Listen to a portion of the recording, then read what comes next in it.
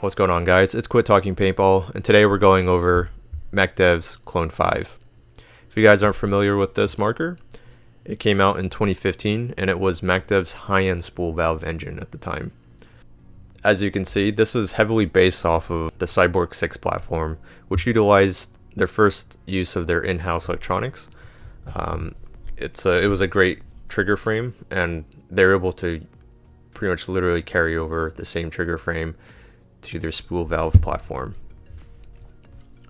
Their previous engines, which were out of the GTIs, the Clone GTIs, were these balanced spool valve engines, which I have here from a VX, a Clone VX.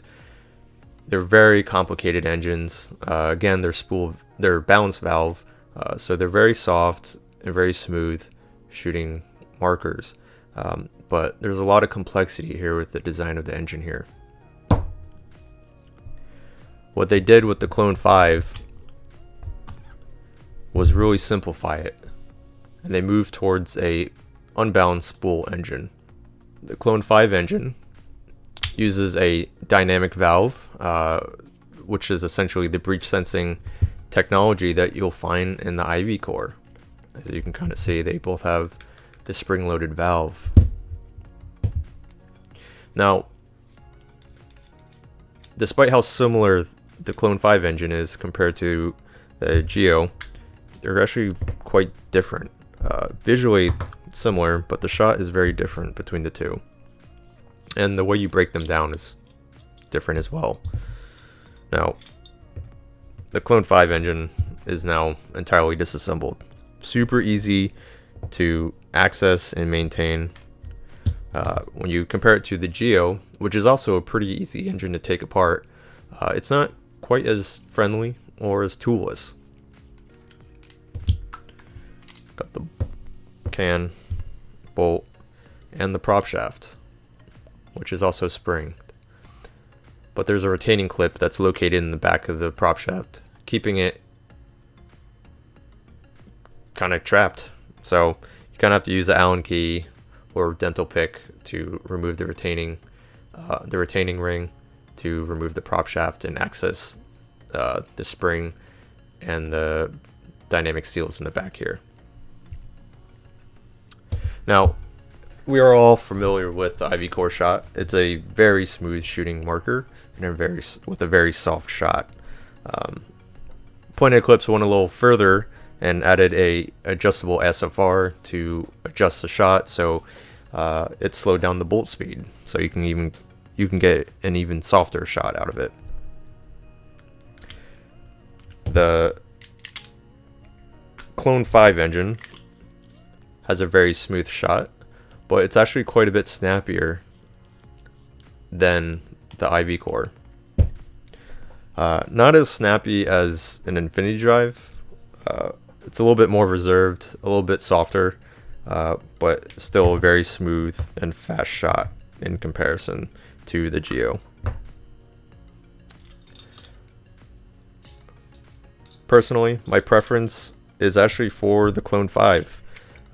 I really like this engine. I like how it comes apart and how easy it is to maintain.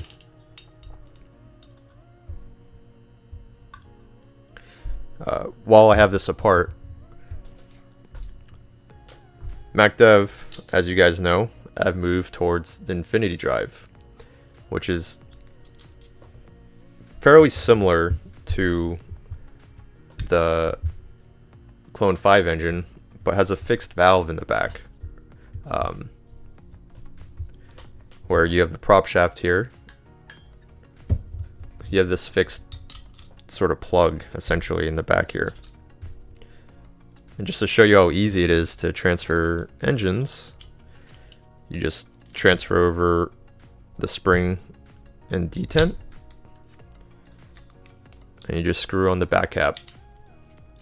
And now you're able to install the Infinity Drive into your Clone 5. And that also means you can install the Clone 5 engine into your Primes and your Prime XDSs, which is really awesome.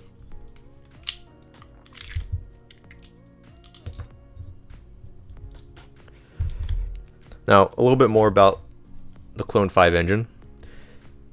Like all Macdevs, it runs at 100 psi and is incredibly efficient, more so than even the Infinity Drive.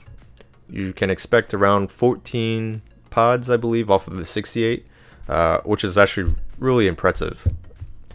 When you compare that to the Geo 4, which I think it's around 10 to 11 pods, maybe closer to 10 actually, to 10 though. That's not to say that this is an inefficient engine. It's a very efficient engine. This is just incredibly efficient in comparison. So I think Macdev was really able to successfully strike a nice middle ground with the shot quality. Has good bolt speed. I feel it has pretty nice bolt force. I haven't had issues with bolt stick or anything yet. I did a freezer test with it, and it shot without any issues. No first shot drop off or anything, which was really great. Another major perk for the Clone 5 is the price of it. It's an absolute steal in value. You get a high-end spool valve marker that's super efficient, has great reliability, super easy to maintain, and a package that comes in between $300 to $400. That's really hard to beat.